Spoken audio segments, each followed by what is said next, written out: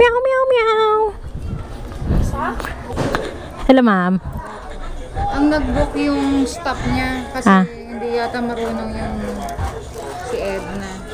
Okay. Yung mga DMC niya, tatlo. Bali, 400 pesos siya naman.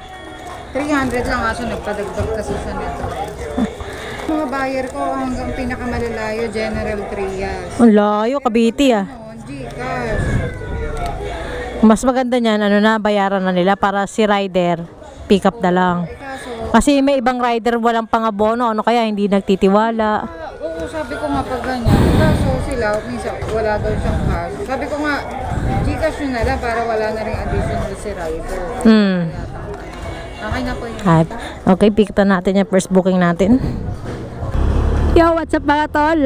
I'm Allstar TV, aka Lalabogs. Ang tirador ng mga COD, mga tol. So, yun nga mga tol, pick up ko na yung pangalawang booking ko pero hindi ko na yun nabigyan ng footage pa. At kasi, ako'y matamlay.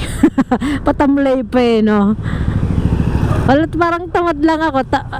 Gusto kong tawagin tong vlog na to na tamad biyahe. So, yun nga mga tol, meron tayong Pasig Tamo. Pasig Tamo. Pasig, Pasig at saka Pasong Tamo at saka Pasig Bahay Toro. Quezon City ang ruta ko ngayon. Tinamad ako, dapat Makati kanina wala, biglang nabago yung mood ko. Yan, isang COD yun tapos saka isang non-COD. Tignan mo, na-pick up ko yung item kanina alas 12 pero 125 na ng pangalawang pick up ko. Talaga naman. Pag alam mong hindi nagmamadali ang isang item, talaga tatagalan mo pa. Pag alam mo ba, kulang pa. 125 no, makakarating ka doon siguro alas 2. Bagay, Sabado naman ngayon kaya di ganun ka-traffic So, ano pang nantay ko? Ilipad na to. Ang ina, wala sa mood pero palumpalo yung boses, no? Okay, let's go! Sa'yo ang pag-ibig na di mababain. Ayoko sa'yo itaga sa bato. Akong alipin handang asan ka na ba, mahal ko? Namimiss kita pag di ka nakikita. Yo, di kita malilimutan at ipagsamahan. Maisipan mo sana kung mahalihan mo nga ako'y maghihintay. Mahal ko, namimiss kita pag di ka nakikita. Para lang malaman mo ikaw ang mahal. Tao po, may lorry po nakatira dito. Lorry.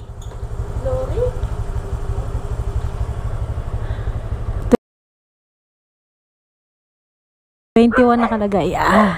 Salamat po, Nay. Ito. Tao po. Lorry. Tiga kasi si Mama. 148 lang po. Thank you po. Ay, thank you po. May tip si Ma'am na 12 pesos. Okay, dito na tayo sa may COD ko. Visayas Avenue. 7 minutes. 1.9 kilometers. Okay, proceed tayo dito. Let's go!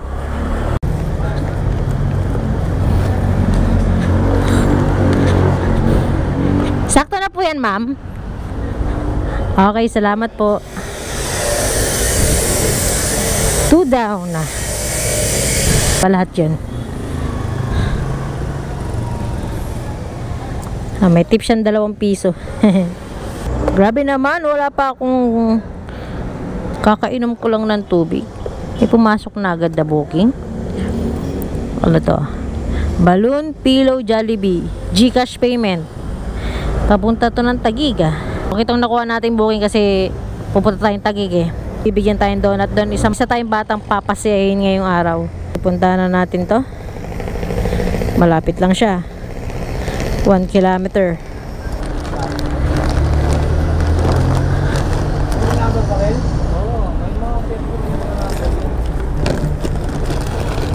Hindi naman ito magugulo, ma'am. Alin? Hindi rin nag-tiga. Asa ila? Ay, wala siya ba? Wait lang. Pakikuha na lang po. Sorry. Dapat mauna muna to. Sa labas na lang ang una.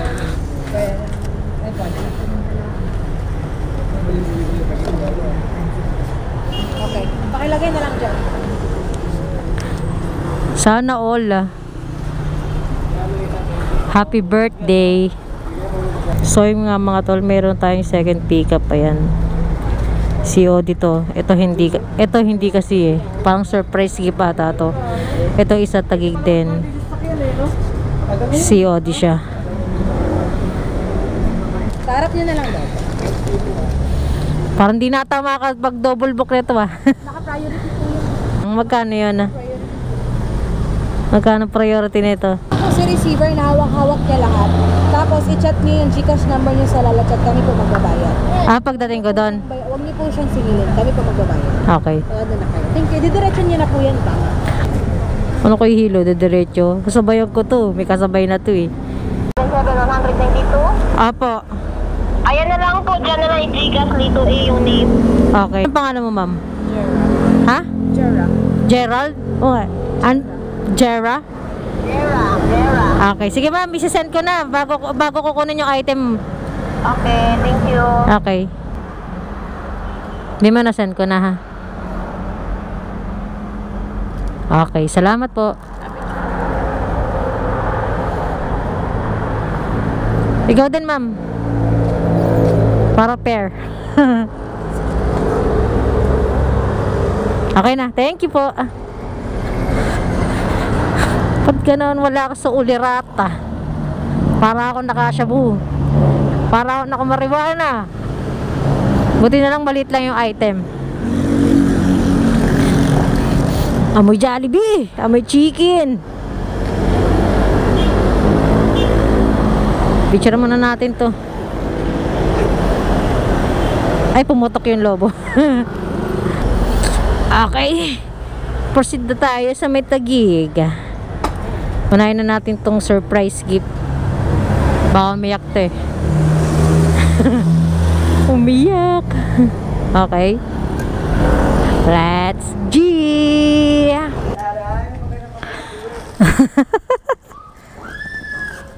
Diyan na lang natin patong, ma'am.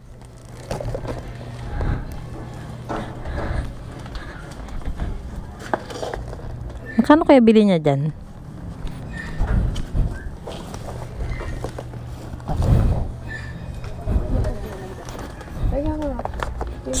Sana all. Isa pa, mama.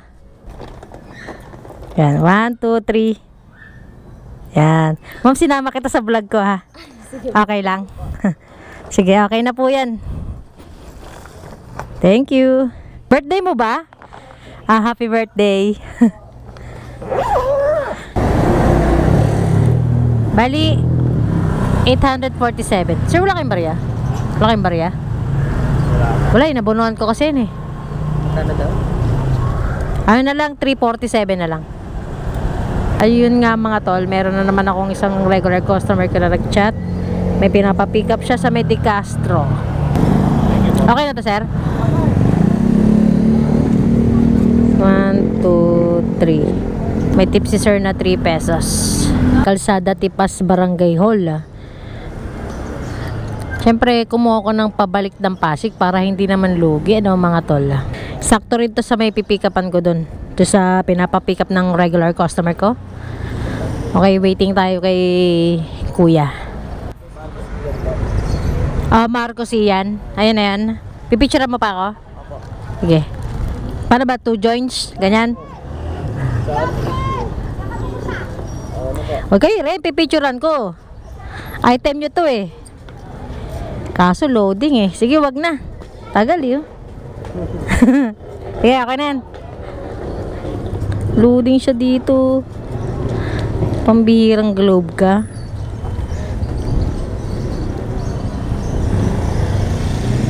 Ayun. Tsaka lumabas oh. Sayang. Gusto ko gumaganti ako ng picturean eh. Hindi pwedeng ako lang yung pinipicturean eh. Ay mga tol, pick up na natin yan. And then nakabili na rin ako ng Dunkin Donut para do sa bata.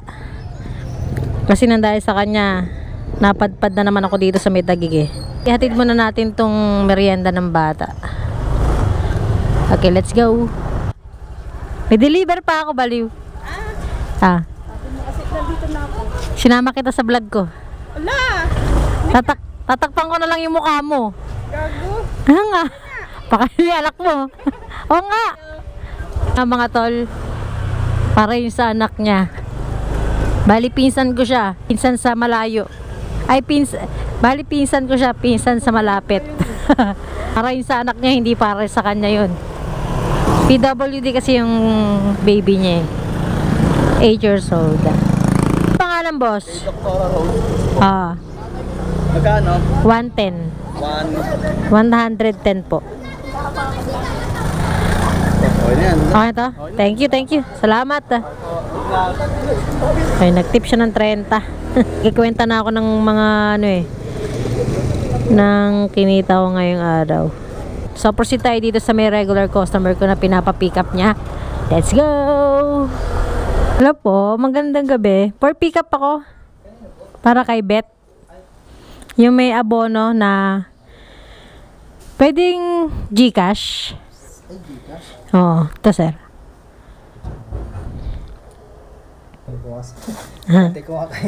Okay, at salamat po sa pagantay. Tapos send natin sa kanya na na-pick up na. Okay, time check tayo mga tol. 5:30 na ng hapon. Ay, paggabi na. Ay, salamat. Tatapos din ang araw ko. Na punong-puno ng amats. Tinatamad pa talaga ako niyan ha. So kwenta tayo ng aking kinita ngayong araw. Yun, nakakwenta na siya eh. Yan, naka 1 to 12 tayo ngayong araw mga tol. Kasama na yung tip dyan. At saka yung binayad sa akin sa GCash. At kasama na rin tong regular customer ko. 150 lang naman ang singil ko sa kanya dito eh. Ay mga tol, may konting lang ako sa inyo advice lang kung papasukin nyo yung mundo ng MC Taxi or Lalamove. Dapat buong loob nyong magme-maintenance kayo ng motor nyo na matindihan. At saka buong loob nyo na malalas pag ang motor nyo rito. Kaya naman i-maintenance eh. Pero dapat buong loob nyo sa paglaspag. Kasi araw-araw nyo gagamitin yan. And then saka magaling kayo sa lugar. Magaling din kayo gumamit ng Google Map. Oo, napag-aaralan pero sa una mahirap. Kasi may mga lugar na padadaanin ka dyan, bawal naman. Katulad sa Parañaque dyan, marami dyan. Padadaanin ka ni Google Map pero bawal pumasok dun. So sana buong loob nyo, di porket nakikita nyo na kumikita ako, na hindi naman ganun kalaki, sakto lang. Pinili ko tong ganitong trabaho kasi sawang-sawa na ako na may boss, labos-bosan sa trabaho. Kaya mas pinili ko to na kahit tanghali ako magising, okay lang. Hindi ako bumiyahe, hindi ako pumasok, okay lang. Sa SS ko, saka sa Pag-ibig, ako na lang naghuhulog nun. And then kumuha din ako ng insurance ko. Kaya kung maaksidente man ako sa daan, may panguhugutan ako. Masaya maging Lalamove rider at saka MC Taxi. Minsan masaya, minsan hindi. May darating kasing tumal talaga eh. Pero ngayon darating na December, dapat ready ako nyan. Kasi bubuhos ang maraming booking yan mga tol. Sa mga kapwa ko rider dyan, ingat kayo lagi at wag na wag kayo mag-aabono pag hindi nyo kaya or wala kayong idea kung paano mag-abono at paano makipag-usap dyan sa mga nagpapabono na yan, kasi makaka-encounter kayo talaga ng scammer, mga tarantadong tao. Kaya lagi ako nagpapaalala dito sa mga vlog ko na lagi kayo mag-iingat. Kung di kayo marunong mag-COD, huwag nyo nang pasukin na. Aralin nyo muna kung paano. And kung mag-COD naman kayo at may konti kayong alam, dapat bahay or shop ang pagpipikapan nyo, hindi yung meet up lang. Huwag kayong papayag na dyan lang sa kalye. Okay? So hanggang dito na lang ang aking video. At kita-kita tayo sa next vlog ko. Ride safe and peace out!